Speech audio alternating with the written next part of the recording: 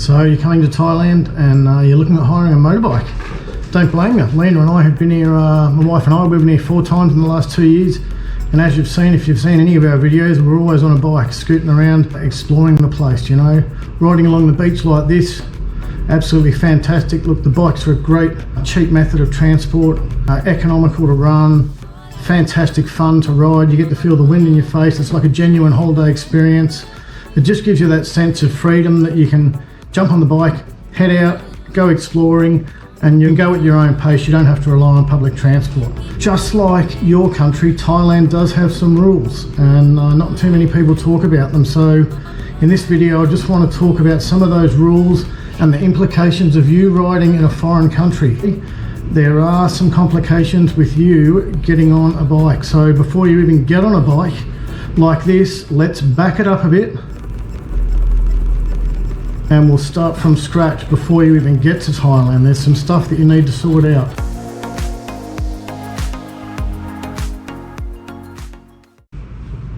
Hi guys, welcome back. Simon here. So you want to hire a bike in Thailand, that's fantastic. Look, one of the first things you're going to need is, before you get here, is an international driver's permit. So we'll just talk about that quickly. Pictures of mine up on the screen. So it's about the size of a passport. It opens up into a couple of sections. It's issued to you in your home country by like a motoring organisation such as AAA, something like that, okay? So it opens up into a 3-page booklet. I've got a couple of pages I'll put up on the screen now with my ugly mug and actually showing what the stamps are for. So when you get pulled over by the police in Thailand, and trust me, I've been pulled over sort of 4 times in the last 6 days, so it does happen. They want to see this grey or blue, light blue book. Okay, they say, where's your license? They don't want your normal license from home. They want to see this book, so you've got to make sure that you produce it. And section A at the top there, I'll just bring that page up for you. So section A, I'm qualified for section A and section B. Section A is the bike riding endorsement. So that means that on my license back in Australia, I have a bike riding endorsement because I've done a motorcycle test. So back in Australia, I've got 2 bikes and I ride very often, and some of the stuff that I've been researching about coming over to Thailand and riding bikes, and we've hired probably 15 bikes in the last 3 or 4 trips, you know. So I've hired plenty, I've had lots of experience with it, and I've done a lot of research about the international driver's permit and whether you need it or not. And yes, you do need it, and yes, the police will fine you if you don't have it. Okay, so I've been speaking to the police, and I'll talk more about them later. Look, they're really nice, they're understanding and stuff, but they will check you, and they'll set up roadblocks, mass roadblocks for tourists, and they'll just shuffle everyone in like sheep, and they'll line you all up and say, all right, get your international driving permits out, and that's what they want to see. And if you don't have it, then you'll have to pay a fine. Okay, so the first thing you need is that driving permit. They can take up to 10 days to get issued, so before you come, make sure you've dealt with that. The second thing you need to sort out is travel insurance. I researched this extensively prior to heading over to Thailand, and I found some insurance conditions that stunned me. Fully licensed rider with heaps of experience in Australia, and I'll go through some of those later. So you need travel insurance before you get over here. No one talks about it. No one talks about crashing your bike, but there's guys over here in Thailand right now in hospital with no travel insurance, with invalid travel insurance because they're riding bikes without a license, or they hadn't got insurance to cover them for riding bikes. And that's what I want to talk to you about today, so that you can have an enjoyable holiday, and it might end up saving you hundreds or even thousands of dollars worth of fines and medical bills. Okay, so when you are doing your travel insurance before you come over, most travel insurance policies will not include motorcycle hire coverage as a standard. I'll put up a little one that I've used Allianz a couple of times. I'm not sponsored by them or anything, I'm just using it, and I'm just showing you a screenshot of their add-on policy, okay? So this plan here, it says select your plan. So I've got the basic, or you've got comprehensive, or there's a multi-trip. Now, if you're going ocean cruising or doing adventure activities, or if you're going to the ski season, then you've got to add these extra boxes on because it's higher risk. Okay, so it's a risk-based insurance proposal. So if you're doing adventure activities, that includes motorcycle riding, and you can read all the stuff in the more info tab there. Add for $43.10. So click on that add button, because if you don't add that and you crash a motorbike over here, then you won't be covered. Now, that insurance is only valid if all the following conditions are met. If you hold a motorcycle rider's license, or driver's license in your country, then you're covered. You cannot be a learner's permit though. You've got to have a valid international driver's permit showing a motorcycle endorsement if your license is not recognised in that country, which most aren't in Thailand. So you need that international driver's permit. You're only covered if you're obeying all the traffic rules, including blood alcohol limits. Helmets must be worn by the rider and passenger, or you might not be covered. You're not covered if you're racing or participating in a professional capacity. And if you're the passenger, the driver or rider must hold a valid license for the country you're driving in. Okay, so they're the bare essentials for cover. If you don't comply with any of these, then the insurance claim may not be paid and you could be up for thousands of dollars in medical bills. Okay, so like I said, there's guys in hospital at the moment trying to set up GoFundMe pages to pay thousands of dollars of bills. So please consider this. If you do not have a valid motorcycle license, you will not be covered by your insurance. Okay, before paying for your travel insurance, check the product disclosure statement, or PDS. Okay, I'll put up what that looks like on the screen. Okay, there's just a bloody crappy red circle around this PDS here. So you click on that and that will tell you all the conditions about motorcycle hire that actual company will agree to. Okay, so that's cool. I've got the license, I meet all the conditions, so what's not included in the coverage? Okay, so if you damage the bike or you damage other people's property, that's not covered. If you rent the motorcycle from the rental agency, you will not be included with any comprehensive or any type of insurance coverage, okay? So that's something to bear in mind. If you stack the bike, you own it and you've got to pay for it. PDSs, so check your product disclosure statement for more information. They vary greatly. Okay, so if you crash into a four-wheel drive and you dent a couple of the doors and the bike's a write-off, you've got to pay for the four-wheel drive and for the bike, okay? So what else isn't covered from bikes? So there's compartments all over these bikes. You can put a key in and lift the seat up. They've got little wallet compartments or little storage compartments all over them. If you get items stolen out of that on your scooter, they're not covered. Okay, it can't be claimed for in several policies.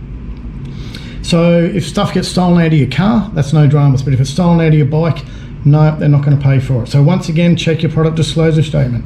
Okay, quad bikes are another very grey area, so check individual policies regarding those. I've looked at a few and some will only cover the rider and not a passenger. So if you want to go on an adventure quad bike ride, you're not going to be covered.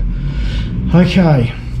Now, so that's insurance looked after, so make sure that you've got that squared away for your own peace of mind, just in case you do actually come off the bike, because it's not a rare occurrence. Right, the second section I spoke about earlier with the police. Look, the cops are lovely, man. They're pretty awesome, but they will pull you over and set up those roadblocks. So what the police want to see from you, they want to see the motorcycle rider's license or the driver's license with the motorcycle endorsement from your country. So once again, they want to see your valid international driver's permit. Make sure that helmets are worn by the rider and the passenger. As soon as they pull you over, they'll ask you a couple of questions. Where did you get this bike from? Is it a hire bike? Where are you going? And that's so that they can smell whether you've been drinking. So they want to make sure you're not intoxicated by alcohol. Also, there's a chance that they'll want to see a proof of ownership, and if you don't have that, they'll want to see a copy of the rental certificate or rental agreement. So make sure you've got all those conditions. If not, you'll have to pay.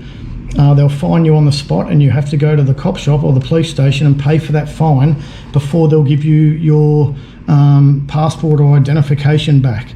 Now, if you are getting pulled over because you don't have helmets, you've got to leave your bike at the police checkpoint and then make your own way to the police station, pay the fine, and then go back to your bike with a helmet and then ride off. Okay, so I was speaking to the officer the other day when I got pulled over and just asked him nicely how much the fines are. So I'll put some figures up on the screen and conversions and stuff. If you are not riding with an international driver's permit, that is a 1,000 baht fine. If you have no helmet in Phuket now, is 2,000 baht fine. If your passenger doesn't have a helmet, that's another 2,000 baht fine. So there was a couple of guys yesterday, like boyfriend and girlfriend on a bike. They got pulled over, no international driver's license between them and no helmet, so it's 5,000 baht straight up. And if you get pulled over the next day and you're still doing the same thing and you still don't have a driver's permit or a helmet, it'll be another 5,000 baht the next day. So bear that in mind. So if you've got a bike, you can end up going to places like this and exploring. This is just up the back of Kamala Beach. I think I've gone onto someone's private property, but Everyone's still smiling, so I'll make my way back out.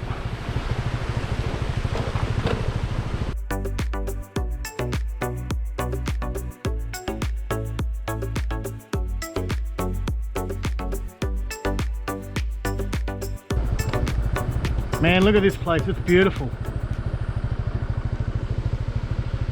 And there, these are the perks with having a bike. But look, there's a lot of risk if you don't have the right license and insurance. So please bear that in mind. When you are ready to hire a bike, there's tons of places just like this. They're all up and down. There's bikes as far as you can see.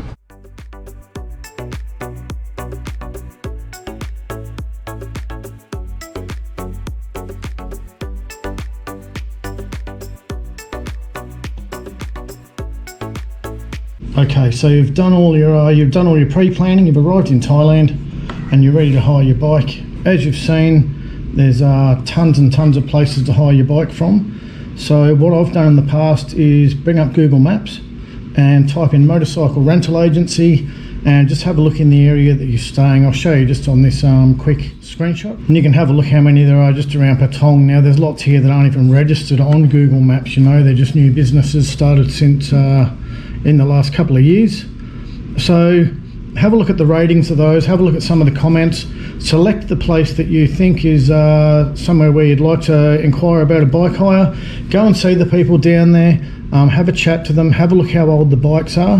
When you're hiring bikes, you want to hire bikes that are as new as possible. Make sure they're in good condition, of course. Have a look at the tyres, have a look at everything else. Hopefully you're someone that already rides motorbikes, so you should know what you're looking for anyway. If you're still watching this and you don't have a license but you want to have a go anyway, look, just please be careful, but hire the newest bike that you can that's going to be in the best condition. The main thing that I can recommend is do not use your passport as a deposit. You're better off giving them cash as a deposit. You can give them a photocopy of your passport, but do not hand your passport over. Generally, there's not bad operators, but in the past there have been reports of some unscrupulous people holding guys' passports and then making them pay out big for small scratches on the bike. So something to consider, but ideally the passport's not yours, it's a government document and it shouldn't be handed to anyone else except yourself. So hold on to your passport and use a cash deposit where possible. Okay, now don't forget when you're filling in the rental agreement that you won't have any type of insurance. So if you crash the bike, you're going to have to pay to get the bike fixed. If you crash into a car, you have to pay to get the car and the bike fixed as well. So bear that in mind. But look, negotiate the best price. The longer you take the bike, the better the hire rate's going to be. Obviously, like I'm over here now in low season and the prices are almost half what they were in the peak season. So, and make sure that it's a reputable agency by decent reviews on Google. And that's all the information I can give you, honestly, about hiring the bikes. When they give you the bike, have a look at the helmets. The helmets are really average over in Thailand. Lots of the helmets that you'll see, like I've seen push bike helmets that are made better than some of these motorbike helmets. So have a look at the helmet that you're getting. I've actually purchased one myself because I'm going to be riding a bike for 15 days and it didn't cost much. It's still not amazing in quality, but it's brand new. I know it hasn't been dropped and thrashed around. I know the buckle's not going to bust off or it's not rusted on the inside. So something to consider as well with the helmet, because it's your head underneath it. So with this video, I didn't want to paint a picture of doom and gloom and say it's all bad and you're going to crash your bike and all the rest of it, but no one, on all the YouTube videos I've seen about motorbike hire, no one mentions insurance or crashing your bike. They just talk about how new the bike is and check the oil and blah blah blah. I wanted to give people an idea and an understanding of what's required to ride the bike over here. I've heard people say online, oh, it's all right, you just pay the cops off, it's all good, no worries. That's fine if you want to pay the cops off, but if you stack your bike, the insurance company's not going to pay your claim and you'll be stuck in hospital like the other guys doing GoFundMe pages. So please bear that in mind and ride safe while you're in Thailand. Thanks for watching. Cheers guys, I'll see you on the next one.